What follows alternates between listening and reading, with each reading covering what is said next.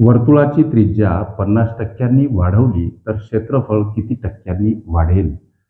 या प्रश्नाला सोडवण्यासाठी साधी सोपी ट्रिक्स लक्षात घ्या मित्रांनो. 2 गुणीला r वाढेल असेल तर इथं अधिक चिन्ह अंशामध्ये परत r आणि त्याचा वर्ग छेदस्थानी 100. करायचं काय? rच्या ठिकाणी प्रश्नातील टक्के दर्शवा, उत्तराप्रत जा. 2 गुणीला 50 अधिक स्वरूपात अंशामध्ये परत 50चा वर्ग छेदस्थानी 100 हा गुणाकार 100 सर. ओके. अधिक स्वरूपात 50चा वर्ग येत नसेल तर 5चा वर्ग करा 25, शून्यचा वर्ग 2 शून्य, छेदस्थानी 100. हे शून्याला शून्य कटले, 100 अधिक अंशामध्ये उरलेले 25 याचा अर्थ 125 टक्क्यांनी क्षेत्रफळ